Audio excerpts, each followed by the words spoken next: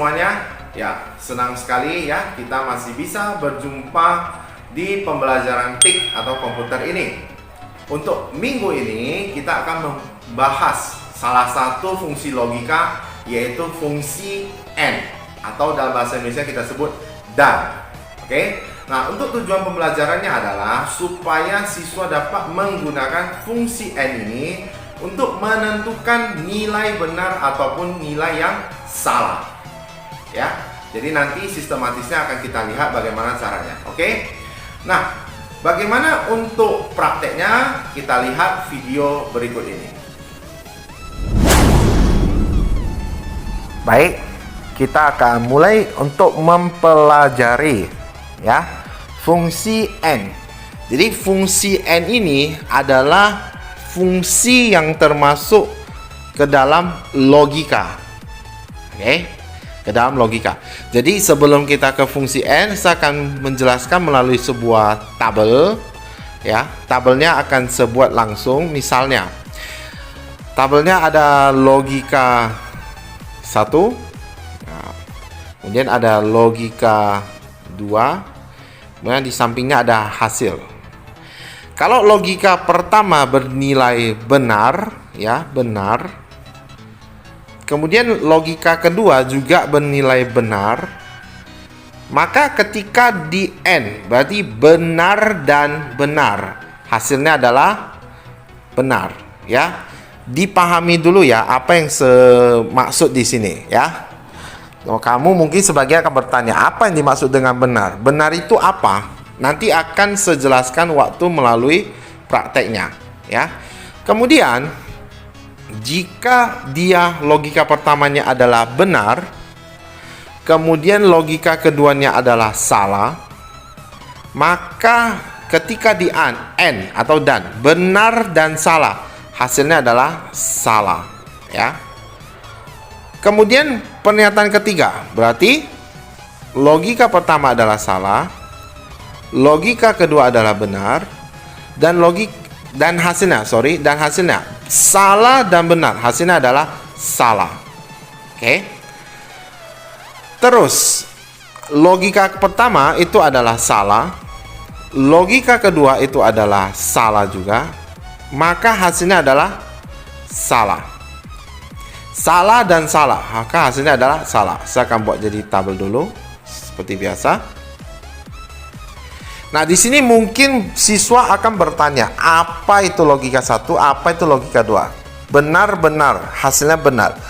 Ya, mungkin beberapa dari kalian akan bertanya ke dalam hati masing-masing. Oke. Sekarang saya akan buat sebuah contoh ke dalam bentuk tabel ataupun angka lah ya. Kita coba isikan angkanya, nggak usah besar-besar. Di sini ada angka 2, di sini angka 3, di sini angka 4, di sini angka 5. Oke. Di sampingnya kita isi, di sini ada angka 7, 8, 9, dan ini adalah 10. Seperti ini. Oke. Sudah? Setelah itu saya akan membuat pernyataannya atau logikanya.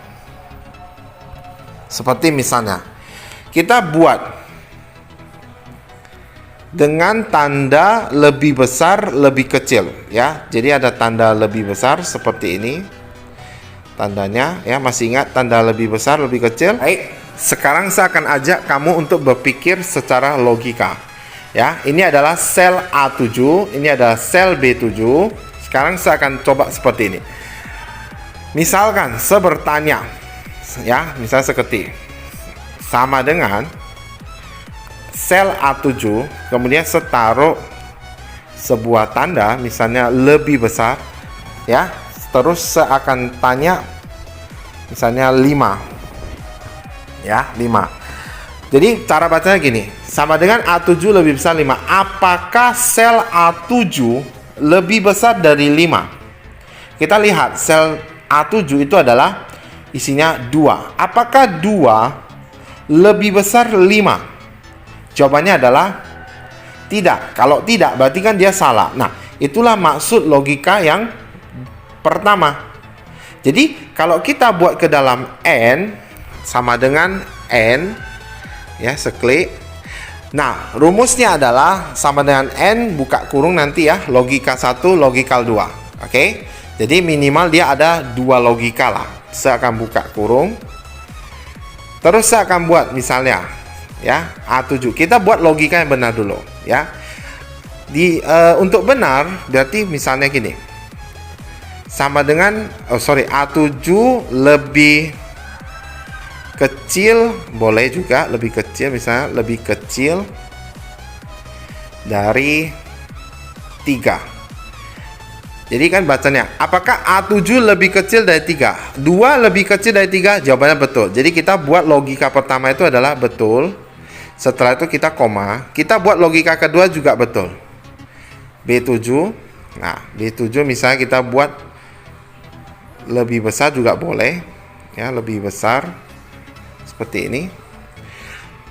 Apakah B7 lebih besar dari, misalnya lebih besar dari 5? Ya, kita tutup.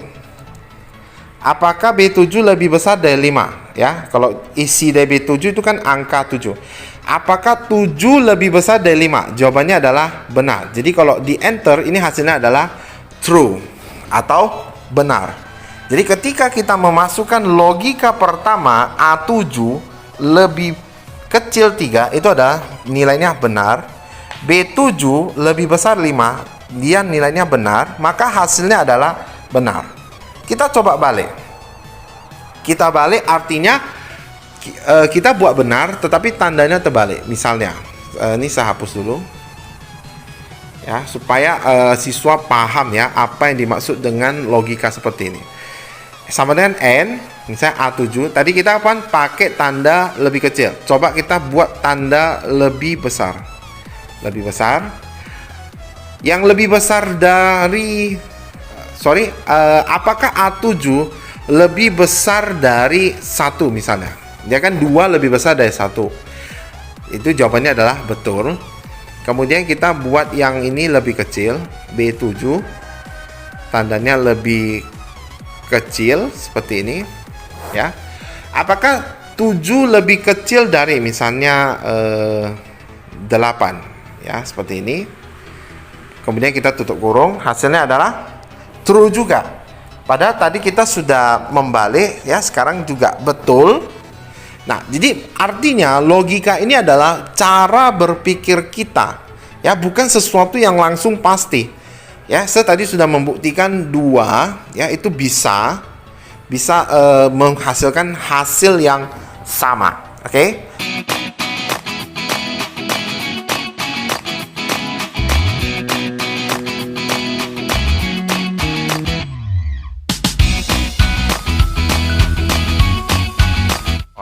Jadi yang pertama saya akan kenalkan adalah ya, tabel logikanya seperti biasa. Kita buat ini logika 1, sampingnya ada logika 2, kemudian di sampingnya adalah hasil ya. Nah, untuk tabel OR dia ada sedikit terbalik dengan N. Kita coba lihat ya. Untuk logika OR, kalau yang pertama dia benar, kemudian yang kedua dia benar, seperti ini. Bentar ya. Benar-benar, maka hasilnya pasti benar ya. Kemudian untuk logika kedua, jika dia benar, kemudian logika keduanya adalah salah, hasilnya adalah, nah, kalau di N hasilnya adalah benar, salah. Kalau di OR hasilnya adalah benar. Oke. Kemudian jika logika yang pertama adalah salah, kemudian logika kedua adalah benar, maka hasilnya adalah benar juga. Ya, terbalik dia dengan N. Kalau dia salah untuk logika pertama, kemudian logika kedua juga salah, maka hasilnya sudah pasti ya salah ya. Oke. Jadi N dengan OR terbalik. Kalau N salahnya ada 3, benarnya 1. Kalau OR benarnya 3, salahnya 1. Ya, kita buat dalam bentuk tabel dulu supaya lebih bagus. Oke. sekarang kita tes masukkan rumusnya ya. Untuk rumus logika OR berarti sama dengan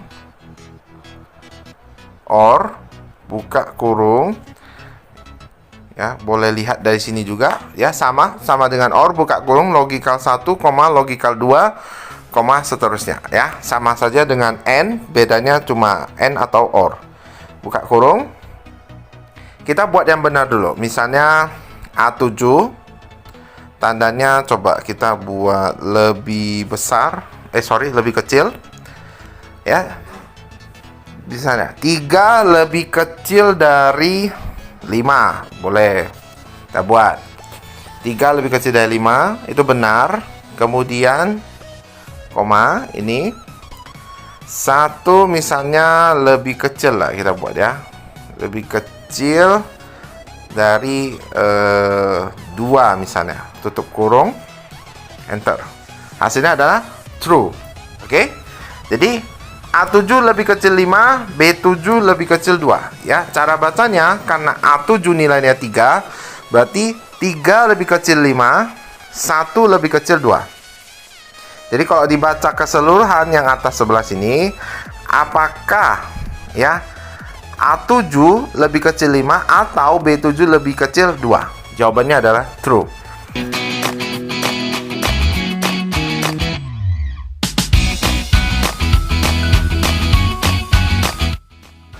Pertanyaan berikutnya adalah di mana kita sering menjumpai fungsi n ini?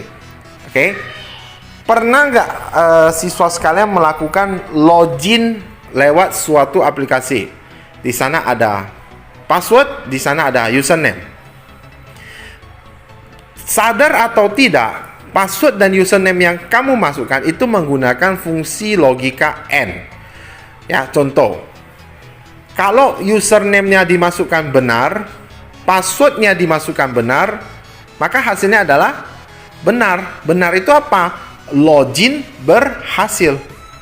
Kita kembalikan lagi. Kalau username-nya masukkan benar, kemudian password-nya masukkan salah, hasilnya adalah salah.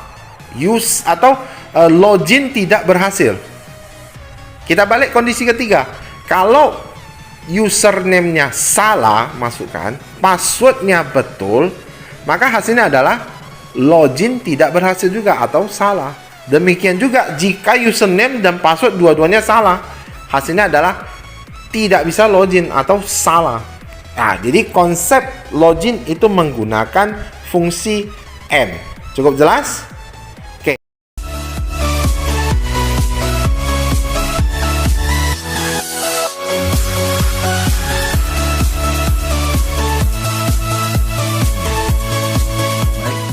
Kita akan mempelajari mengenai fungsi if ya.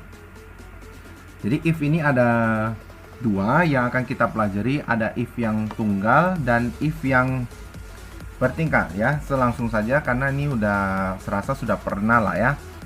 Jadi untuk rumus umum if itu ketika kita ketik sama dengan if buka kurung, maka rumus umumnya itu akan muncul. Jadi yang pertama nanti adalah logical test, berarti ini adalah fungsi logikanya dulu. Kemudian kalau fungsi logika ini terpenuhi, benarnya itu akan muncul apa?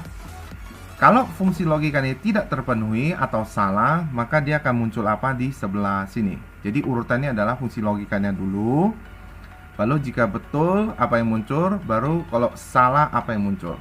Kira-kira seperti itu ya. Oke, sebelumnya membuat ini di PC ya, supaya lebih gampang melihat saja. Nanti kalau kamu tes di HP itu juga kurang lebih sama saja caranya ya. Saya langsung mulai saja. Jadi ada sebuah tabel ya, kita sebut aja tabel nilai untuk mata pelajaran TIK. Sederhana saja, terdiri dari 8 orang. Dengan nilai 8 orang ini seperti ini. Kemudian ada satu orang yang tidak ujian. Kita katakan KKM-nya adalah misalnya 75.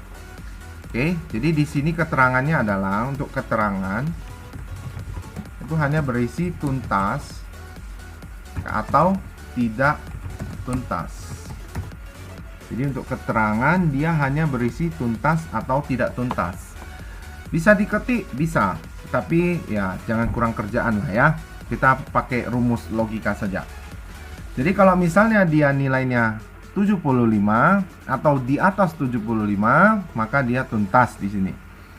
Kalau dia di bawah itu maka tidak tuntas ya. Jadi kita buat sama dengan if buka kurung, klik saja, berarti sel D2 lebih besar, berarti begini, tanda lebih besar sama dengan 75, koma. Nah, di sini udah berpindah kemari ya. Jadi ada pemisah komanya.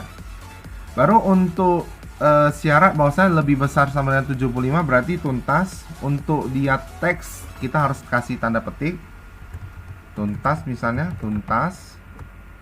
Baru kalau dia di bawah 75 maka dia adalah tidak tuntas. Seperti ini, tutup kurung, enter. Nah, ini adalah hasilnya. Jadi 75 itu ya lebih besar atau sama dengan 75 itu sendiri. 78 itu harusnya juga tuntas. 74 seharusnya tidak tuntas. 80 seharusnya tuntas. 90 tuntas, 100 tuntas, 60 tidak tuntas, sudah seharusnya. Bagaimana jadinya kalau tidak ujian? Kalau tidak ujian jangan bikin tidak tuntas. Jadi apa yang harus kita bikin? Mungkin kita buat keterangannya adalah belum ujian. Nah, bisa saja belum ujian seperti ini. Jadi bagaimana cara memunculkan belum ujian dengan kondisi tidak ada nilai? Nah, kita masuk dia ke dalam tahapan yang namanya if bertingkat. Jadi di sini kita punya 3 kondisi. Kondisi pertama adalah tuntas. Kondisi kedua adalah tidak tuntas. Dan kondisi ketiga adalah belum ujian. Yang kita pahami dalam satu kali if, misalnya seketik sama dengan if buka kurung, yang kita pahami dia cuma punya 2 saja. Kalau dia betul, kalau enggak ya salah. Sedangkan kita punya 3. Kalau betul tuntas, kalau salah tidak tuntas. Jadi belum ujian itu masuk yang mana? Nah, di sini kita harus memasukkan dia menjadi if yang ada tingkatannya. Jadi misalnya saya buat di sini ya, ini saya hapus ulang. Bukan salah ya, cuma kita perlu dia jadi if bertingkat. Oh, mungkin kita tambahkan saja di sinilah ya. Bisa dihapus. Ini segabung saja. Oke. Nah, sekarang kita ke if yang bertingkat. Jadi rumusnya masih sama dengan if buka kurung. Jadi sel D2 lebih besar sama dengan 75, maka dia jawabannya adalah tuntas. Nah, setelah itu supaya 2 kondisi yang tidak tuntas dan belum ujian bisa terpenuhi, kita masukkan lagi satu if. Nah, jadi satu if ini sudah mewakili benar. Jadi kalau salah, kita masukkan satu if lagi supaya if yang kedua tadi bisa mewakili 2 kondisi, yaitu tidak tuntas dan belum ujian. Nah, jadi di sini langsung if buka kurung D2. Nah, supaya bisa muncul belum ujian, di sini kan kondisinya ada kosong, maka kita buat sama dengan petik 2. Nah, petik 2 di sini artinya adalah tidak ada nilai alias selnya kosong, tidak ada isinya ya. Bukan 0 ya, tidak ada isinya. Koma, maka di sini jawabannya adalah belum ujian. Nah, di sini kalau D2-nya kosong, maka dia akan muncul belum ujian. Kalau salah, ini kan betul. Kalau salah, maka yang muncul adalah selain tuntas tadi, berarti tidak tuntas. Tutup 1, tutup 2, enter. Nah, hasilnya sama ya. Coba kita tarik, masih sama. Ketika kita tarik ke bawah, nah dia akan muncul belum ujian seperti ini. Nah, sekarang seandainya ya si anak yang nilainya di bawah KKM, kita mau mendata dia untuk remedial. Caranya gampang. Ini pakai if tunggal saja juga bisa, sama dengan if buka kurung. Ini berarti lebih besar sama dengan 75. Oh, kita buat lebih kecil aja. Lebih kecil 75. Maka kita kasih kode dia remedial ada R. Jadi kalau semua yang nilainya di bawah 75, maka kode ini ada R atau remedial. Kalau tidak, maka nilainya adalah kosong seperti ini. Nah, 75 di sini kosong ya. 78 kosong, 74 muncul R, 80, 90, 100 kosong, 60 remet.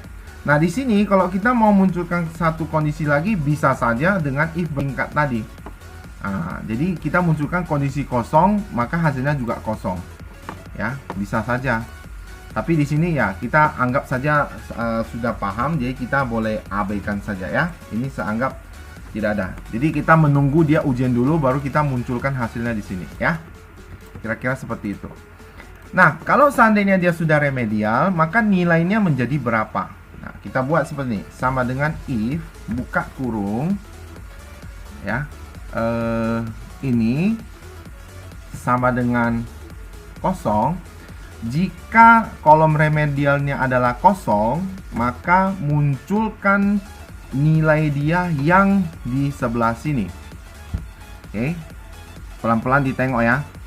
Jika kolom remedial dia kosong, kosong berarti tidak ada nilai apapun atau tidak remedial, maka munculkan nilai dia yang asli. Kalau tidak, munculkan nilai 75.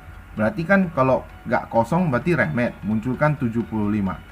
Nah, di sini 75-nya kenapa saya tidak berikan tanda petik 2? Karena dia adalah angka.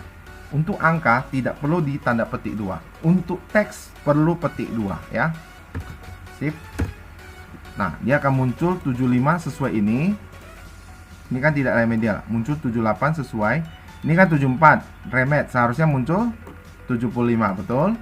80, 90, 100 seharusnya muncul 80, 90, 100. 60 setelah remet harusnya muncul menjadi 75. Yang belum ujian, tunggu ujian dulu. Baru remet, kalau misalnya dia tidak tuntas, baru kita munculkan nilainya di sini. Oke? Cukup gampang. Kalau lupa boleh ditengok ulang-ulang sekali lagi ya. Oke, terima kasih atas perhatiannya. Semoga apa yang dipelajari bermanfaat.